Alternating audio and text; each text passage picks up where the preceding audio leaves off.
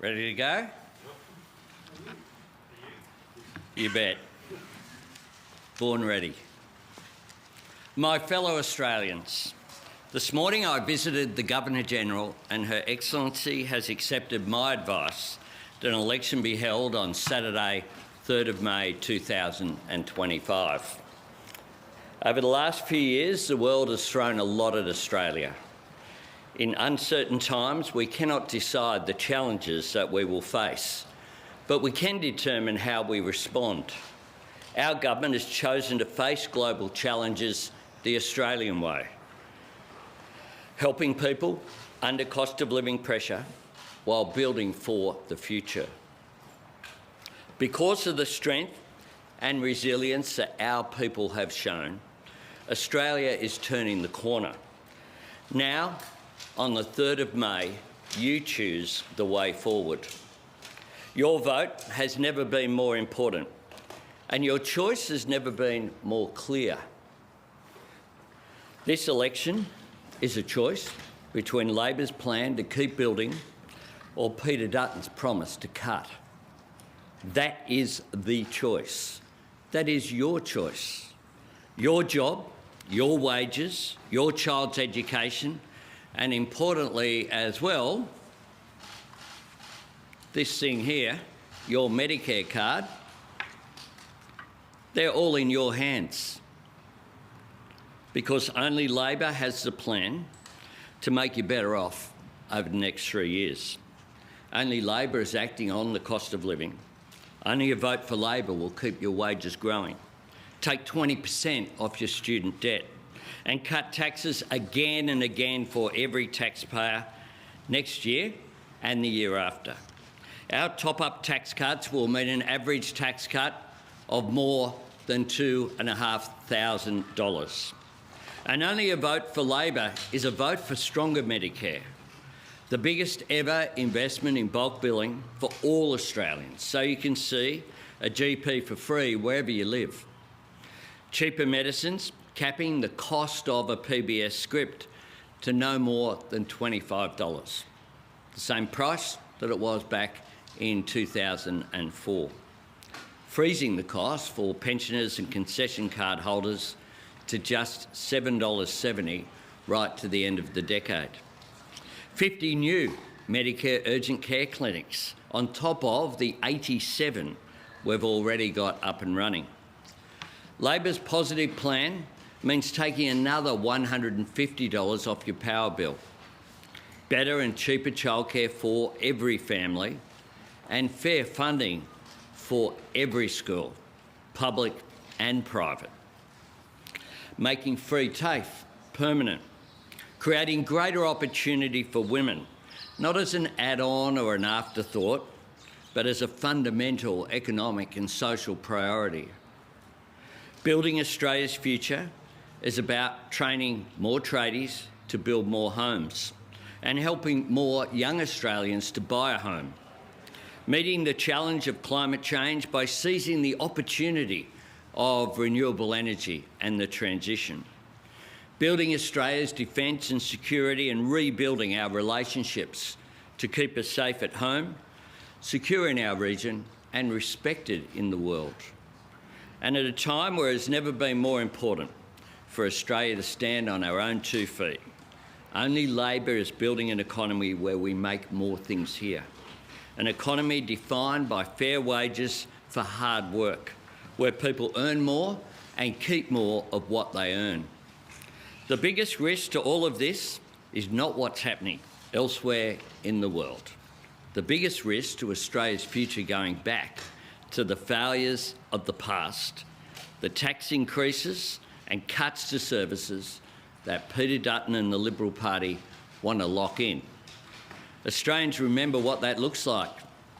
Less than 3 years ago, the chaotic and dysfunctional Morrison government left bulk billing in freefall, aged care in crisis and the NDIS at breaking point.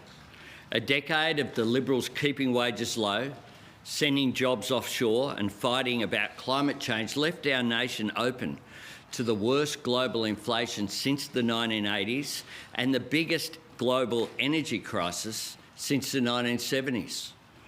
As I said at the time, it was always going to take more than 3 years to clean up 10 years of mess.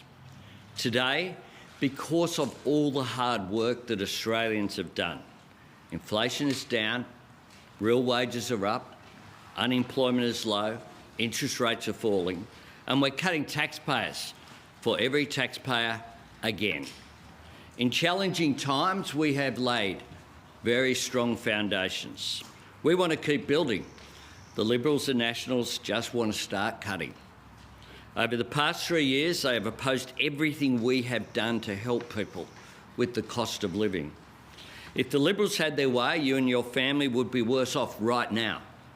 And if they get their way, you will be worse off in the future. Because the Liberals are promising to increase income tax for all 14 million Australian taxpayers. And because Peter Dutton needs to find $600 billion to pay for nuclear reactors that'll provide 4% of Australia's energy needs sometime in the 2040s, that money has to come from somewhere. Everything in Peter Dutton's record tells us that he will start by cutting Medicare, and he won't stop there. He will cut everything except your taxes. No one will get any power from the Liberals' nuclear reactors for 2 decades, but every Australian will get the bill right away. Because when Peter Dutton cuts, Australians pay. My fellow Australians, we live in the greatest country on earth, and we do not need to copy from any other nation to make Australia even better and stronger. We only need to trust in our values and back our people, from our farmers and small business owners to our teachers and nurses, from people who belong to the world's oldest continuous culture to those who have chosen to make Australia their home and have enriched our multicultural society with their love of this country, to young Australians voting in their first election. The very best reason to be optimistic for our nation remains the courage, kindness and aspiration of all Australians. Serving you as Prime Minister is the greatest honour of my life. And what drives me each and every day is the determination to build a future worthy of the people of Australia. The world today is an uncertain place, but I am absolutely certain of this. Now is not the time for cutting and wrecking, for aiming low, punching down, or looking back. This is a time for building. Building on our nation's strengths, building our security and prosperity for ourselves, building an Australia where no one is held back and no one is left behind. At this election, I'm asking for the support of the Australian people to keep building on the hard work that we have done and the strong foundations that we have laid. I'm asking you to vote Labor so we can keep building Australia's future together. Thanks very much. Prime Minister. Whoa. We'll go to Phil. Sorry to raise this so early, but is it still your starting point for this campaign, given your thin majority, that there will be no deals in the event you are reduced to a minority government? Yes, I intend to lead a majority government. Prime Minister, Labor in 2022 commissioned modelling on how your policies would affect power prices over the next 3 years. Have you modelled for the next 3 years? If not, why not? And if so, when will you release it? What we're doing is making sure that we work on the energy transition. We're doing that, and we have continued to see a system that has the support of the private sector. Importantly, we have that investment occurring because we have put in place not just a plan to lower emissions and to increase energy supply, but a path to get there through the safeguard mechanism and the capacity investment scheme. Unlike our opponents, Peter Dutton had the word nuclear mentioned once last night, just once, and he has a $600 billion plan that he has no idea how to pay for. Prime Minister, no one would argue that Australians are better off than they were 3 years ago. So why does your government deserve another 3 years? We have governed through what have been turbulent seas, but we've governed by providing cost of living relief. If Peter Dutton had had his way and his opposition to our cost of living measures had been put in place, Australians today would be $7,200 worse off on average. He has no plans for cost of living relief going forward. Last night, all we saw was a very dark speech, a negative speech. We had no plans except for jacking up taxes for all 14 million Australians. Latika. If Labor wins a second term, is it your intention to serve a full term as Prime Minister? Yes.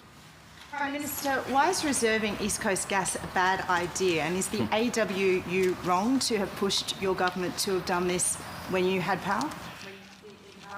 Well, the code of conduct that we introduced that was opposed by Peter Dutton has already delivered 6 times more petajoules, 644 petajoules of domestic gas than Peter Dutton promised last night. He opposed the cap that we put on gas prices of $12. He had an opportunity to actually do something and support the mechanisms that we brought in as a government in December of 2022, and he opposed all of it. We've heard this before from the coalition, where they said there'd be a gas-led recovery, but under the coalition, gas prices went up 7-fold, and they left us with a gas market crisis to clean up, something that we've been doing. Mark.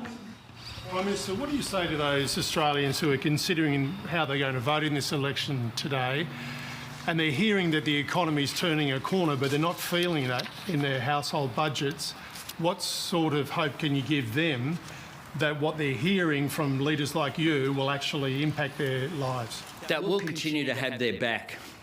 One of the things that we have done is to craft cost of living measures so that we continue to put that downward pressure on inflation. Because unless you tackle inflation, the inflation which was 6.1 when we came to office, that rose, of course, in 2022 to peak with a 7 in front, which now has a 2 in front, at 2.4 in the bottom half of the Reserve Bank band. That has been important. At the same time, what we've done is deliver things that have made a difference for Australians, whether it's the 3 lots now of energy price relief, whether it be the cheaper childcare, the cheaper medicines. We have real wages that are going up. We very consciously changed Scott Morrison's tax cuts to make sure that people who were really doing it tough, low and middle income earners, got a tax cut. People under $45,000 wouldn't have got a single dollar from the former tax cuts. We intervened, a difficult decision, went to the National Press Club, owned it, went out and sold it, and now we will deliver, including for those people on that first marginal tax rate, not 1 but a further 2 tax cuts. Peter Dutton has promised to actually bring into this parliament legislation to increase the taxes of all 14 million Australians. We know that people have been doing it tough. That's why we have acted. Peter Dutton has opposed every single one of those cost of living measures. Prime Minister, Peter Dutton will go around the country asking people, do you feel better off than you do 3 years ago? And do you concede that most people are going to say no? What we will be saying very clearly is that people would be $7,200 worse off if Peter Dutton had had his way. There wouldn't have been cheaper medicines, no cheaper childcare, no energy bill relief, no tax cuts for people on low incomes, and Middle Australia would not have been the great beneficiaries of our tax cuts. Real wages would not have been growing. We want people to earn more and to keep more of what they earn. On the first, on people earning more, Peter Dutton is going into this election saying he will abolish same job, same pay.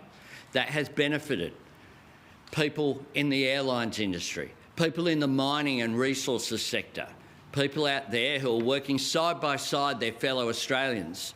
But because of manipulations, some earning up to, I've met a woman who is now earning $34,000 more a year because someone working in the mining sector in the Hunter Valley, because of same job, same pay. The definition of casuals has been changed so that that can't be manipulated and people can't be denied their superannuation and their entitlements. Dave. In your opening remarks, you said that Australia is a great country. It doesn't need to borrow ideas from other countries. Is that a way of suggesting that Peter Dutton is copying ideas from Donald Trump? Well, people will make their own judgments, of course, but people will have a look at the mass sackings of public servants and wonder, how is it? We've just been through a flood in Queensland where in Hervey Bay, where I was, 15 public servants working out of a caravan to make sure that those Australians got the money that they were entitled to and deserved. They're gone under Peter Dutton. The National Emergency Management Agency did not exist before we came to office. Now, they've had a stockpile of sandbags, a stockpile of generators. That didn't exist before we came to office. That's the hard work that they've done. They're gone under Peter Dutton. Veterans, 42,000 of them were in the queue for entitlements, men and women who have served our nation in uniform. They were denied entitlements. People passed away without getting the entitlements that they deserved. Peter Dutton regards that as waste. Now, there are a range of ideas that have been borrowed from others.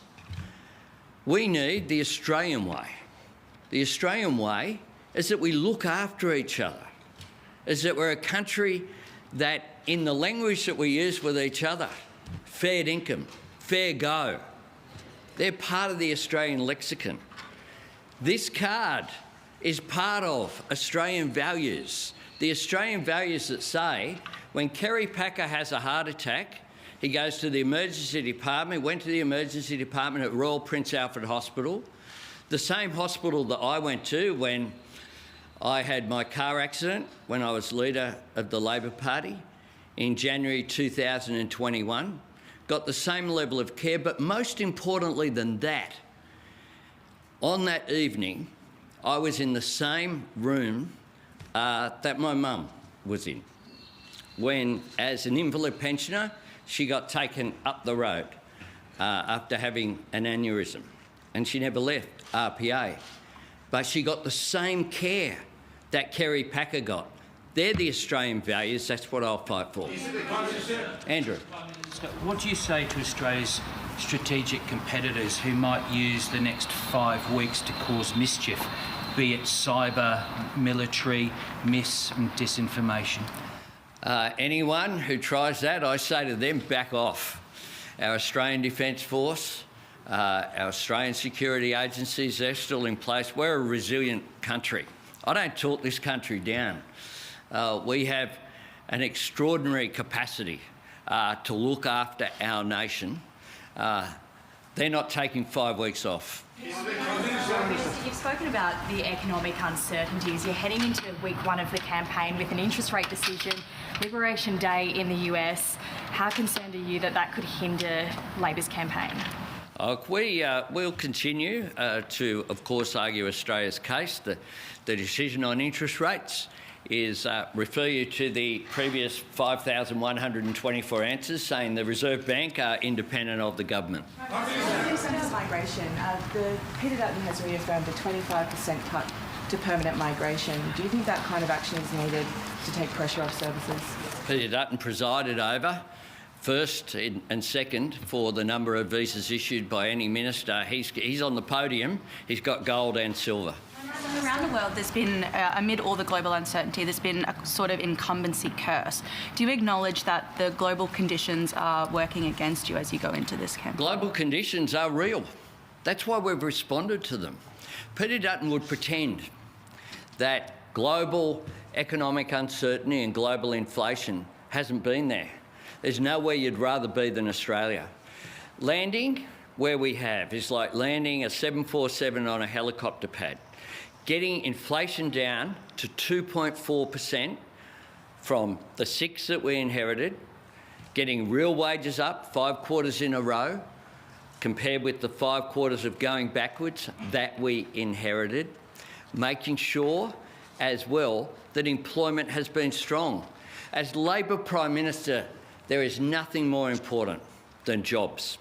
1.1 million of them created on our government's watch, more than at any time, any government since Federation, an average unemployment rate lower than at any time during the 1950s. Now, I acknowledge that our predecessors with COVID had international impacts, and that's one of the things we're dealing with. The impact of COVID, the long tail that occurred because of supply chain challenges, and then the Russian invasion of Ukraine adding to the global energy pressure which was there.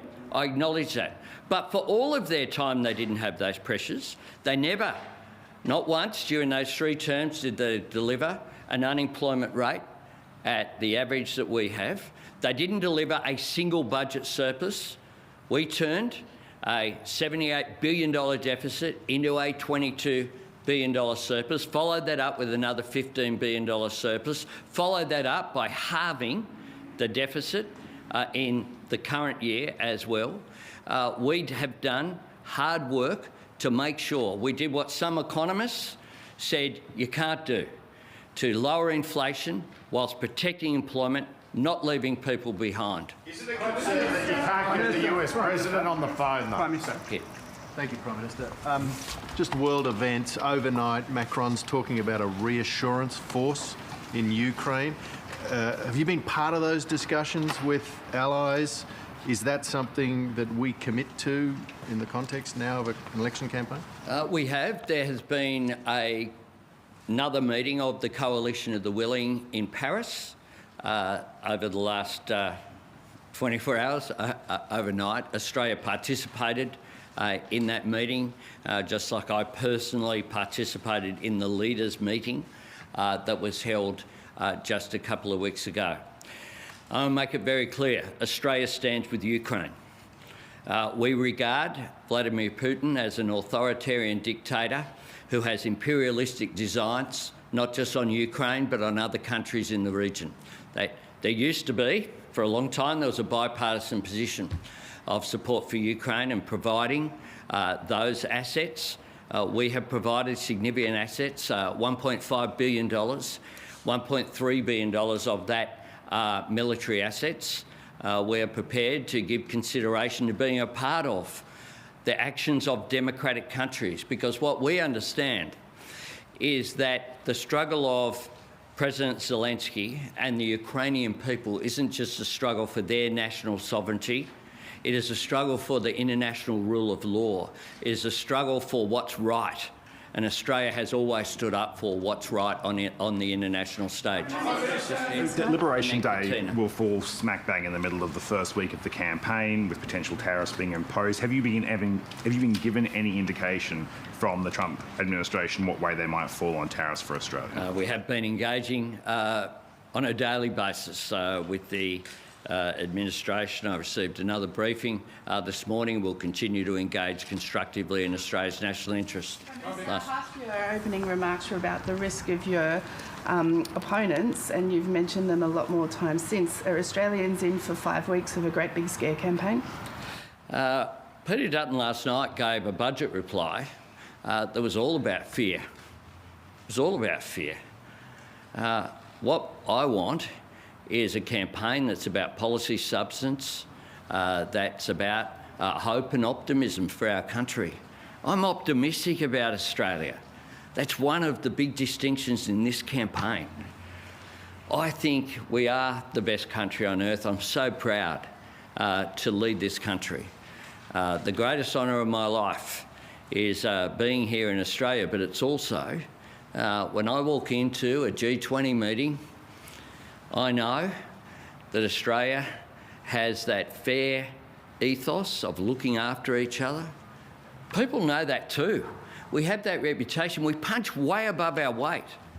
Look at the relationships that we've been able to repair and compare it with what it was when I came to office, where we're in the naughty corner at global climate conferences, at G20 meetings in our region, in ASEAN. I've hosted every ASEAN leader here in Australia last year. We're engaged in the G20. We're participating in the Conference of the Parties. We hope to host a COP, Conference of the Parties, here in Australia. And I'll have more to say about that during the campaign. We proudly participate in the Quad. We get invited to G7 meetings, to NATO. We punch way above our weight, and that is important. Everyone gets one.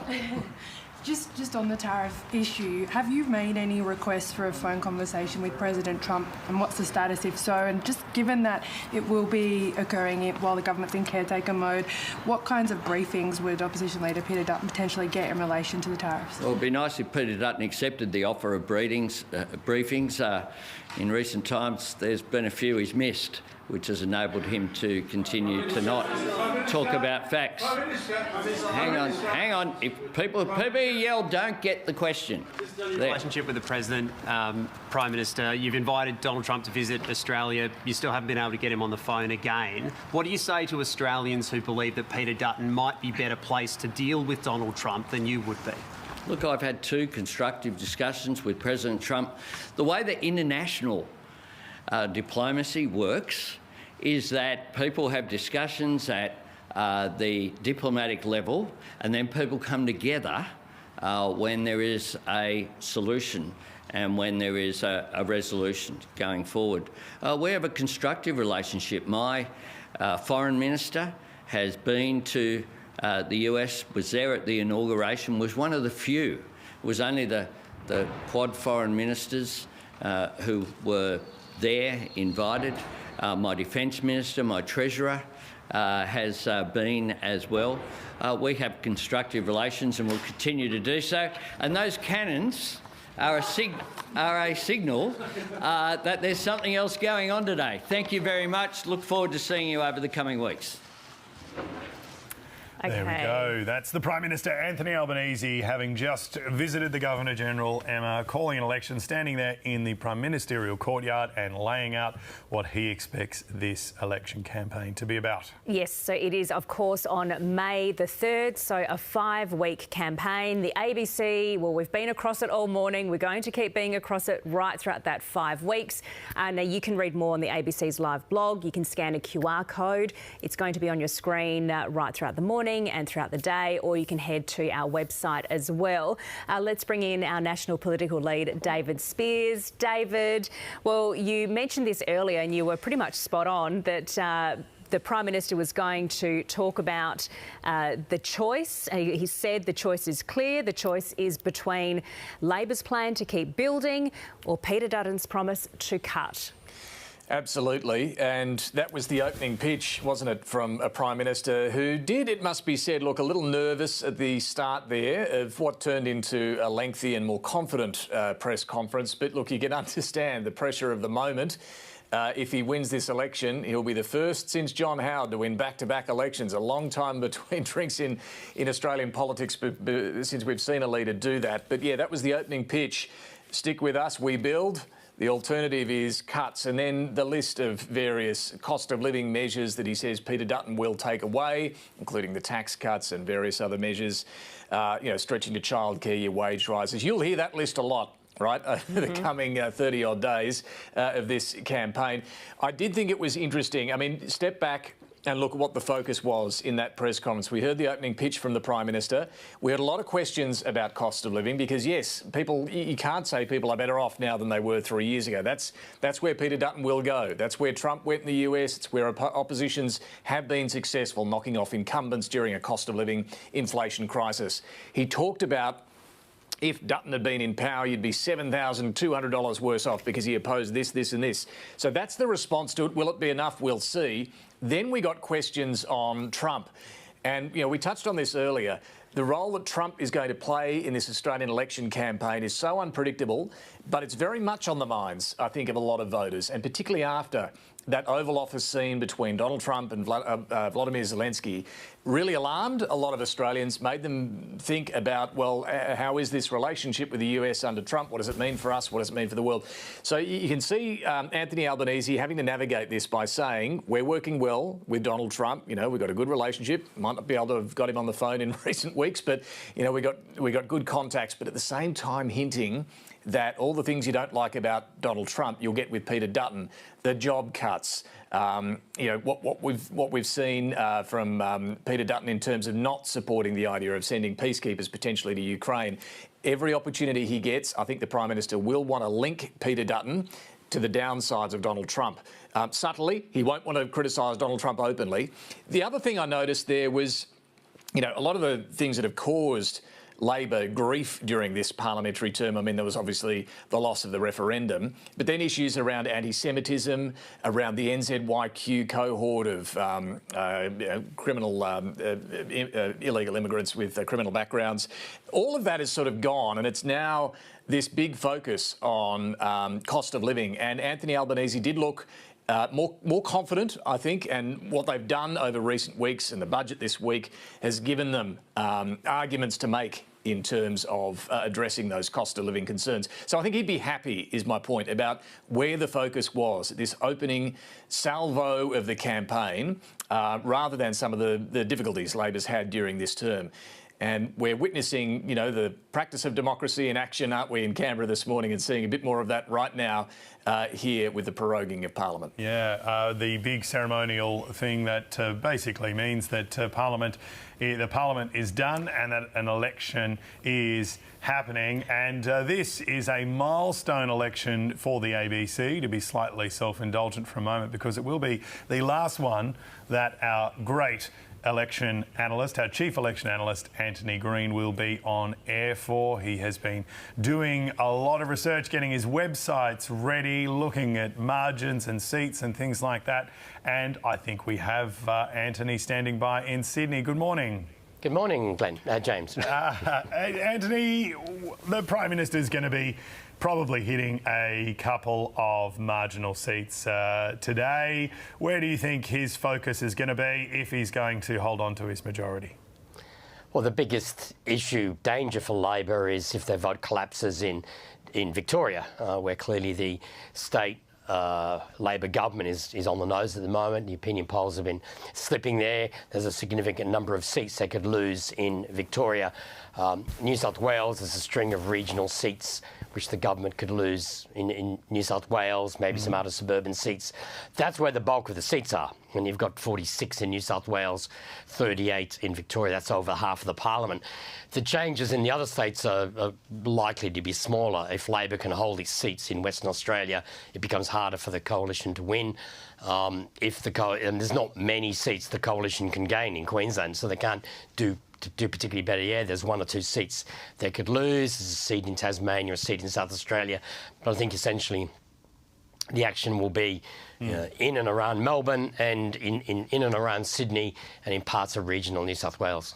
Anthony, a lot of people will be waking up this morning, and even though we've been in pseudo-election mode for quite a while, this is probably the first time they'll think, oh, actually, I'm not quite sure what electorate I'm in, because a lot of boundaries have changed. How will the redistribution affect things?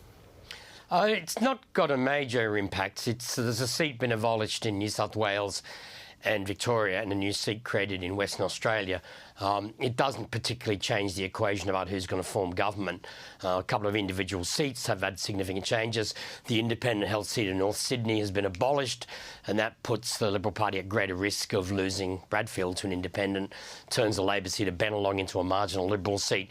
That's the main impact in New South Wales. In Victoria, the seat of Kooyong, held by the Independent, has been drastically rearranged. Seats like Chisholm and Menzies have had major boundary changes. There's a new seat of Bullwinkle in Western Australia, but the overall picture is it doesn't change much, but there's about a half a dozen seats where there's been significant changes to boundaries.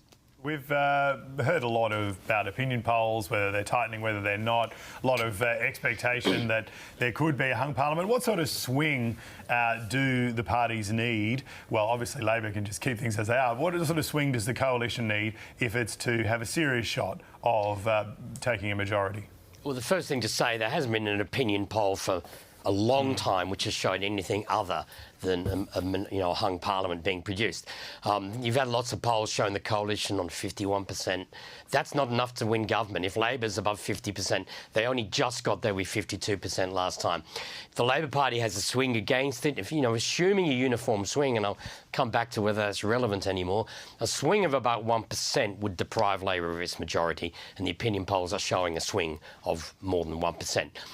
The coalition need a swing, I think it's about 3% to actually end up with more seats than Labor, 3.5% to get more seats than Labor. But the swing needs to be above 5% to get a coalition government. But that again, majority government, that again assumes something uniform. At the last election, the coalition got about 37% of the vote. The Labor Party got about 32%. And everyone else got about 31. So there's basically a three-way split. The opinion polls are still showing that as the figures for this election. We saw 27 of the 151 seats at the last election. There's only 150 this time. But we saw 27 seats finish. It's not Labor versus the coalition. We saw 16 seats won by the crossbench. The decline of the major party vote is creating a lot of oddities in terms of how the election is resulting. If under preferential voting one of the major parties goes out, the major party's preferences determine who wins the seat. It determines the composition of the crossbench. So it's a very much a complex, dynamic situation, what will win. In the old days where one party lost seat votes, the other side gained them, just doesn't work that way anymore. There are seats on both sides of politics. I mean, the Greens won 3 seats at the last election, which Labor thought it was a realistic chance of winning. Labor could win some of those seats back. There are seats like McNamara in Melbourne where, on paper, the Labor Party's got a 12% margin in that seat versus the Liberal Party. But when you look at the figures in close, all 3 parties at one stage of the count were within 1% of each other. That seat could go in any direction. Who ends up third in a lot of seats is going to determine the winner. Some of these independents will poll well. People looking at the national two-party preferred results are in for a terrible shock if they think that's going to be reflected in who wins. All right. Anthony Green, does make your job a bit more difficult on election night, but we are looking forward to that. Thank you so much for making time for us this morning. Thank you. OK, we just want to take you to some news. It broke while the Prime Minister was speaking this morning. King Charles has been forced to cancel his engagements. He suffered side effects from his ongoing cancer treatment. In a short statement, Buckingham Palace says that the King suffered temporary side effects that required a short period of observation.